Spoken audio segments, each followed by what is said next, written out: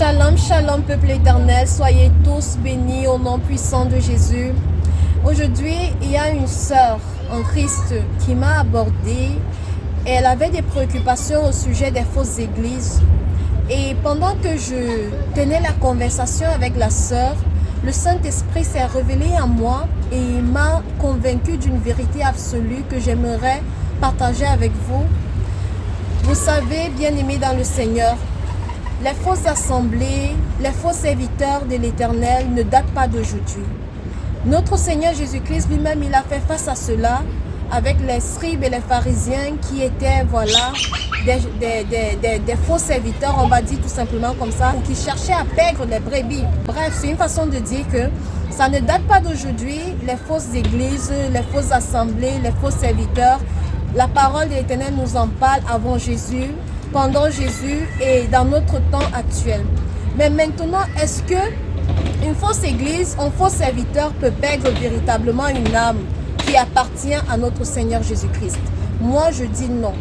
Je dis non, pourquoi? Parce que si nous cherchons vraiment l'Éternel dans sa parole, on va le trouver. Si notre désir est de faire la volonté de l'Éternel, notre Père au nom de Jésus, alors on ne va pas s'égarer.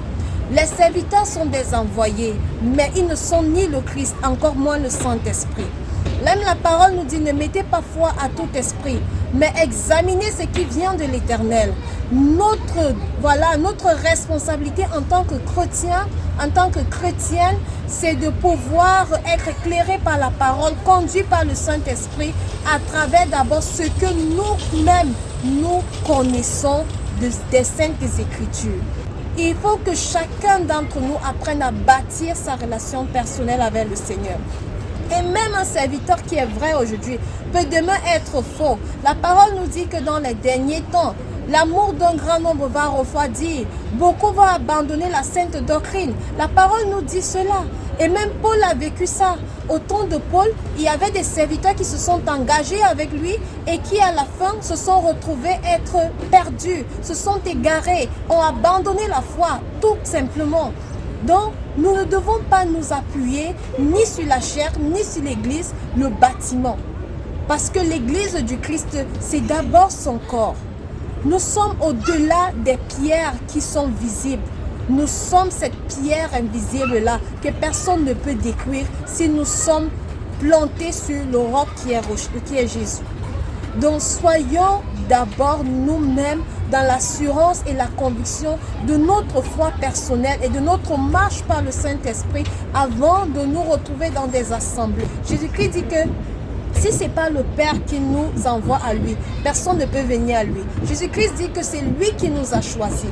Donc si cette relation avec Jésus-Christ est solide, si elle a été éprouvée par le feu et qu'elle tient sur sa parole, il n'y a pas un serviteur faux comme il veut, il n'y a pas une église fausse comme elle veut qui puisse détruire un véritable enfant de l'Éternel, qui puisse ravir la couronne d'un enfant de l'Éternel, tant que nous veillons à ce que notre vie soit conforme à la parole, tant que nous veillons à combattre le bon combat de notre foi personnellement. Donc c'est ce que je voulais dire vraiment à mes frères et sœurs en Christ qui se posent des questions. Moi personnellement, j'ai été dans des assemblées. J'ai été à l'église catholique premièrement. Et là-bas, je ne me suis pas retrouvée. Mais ça ne veut pas dire que le Seigneur ne m'a rien apporté dans cette église. Non, le Seigneur a fait grâce. J'ai eu des notions. J'ai eu, voilà, j'ai eu à faire mes premiers pas dans la foi d'une façon ou d'une autre. Après, je me suis retrouvée dans une église de prospérité. Et aussi là-bas, le Seigneur a fait grâce. J'ai même servi l'Éternel. Mon mari aussi.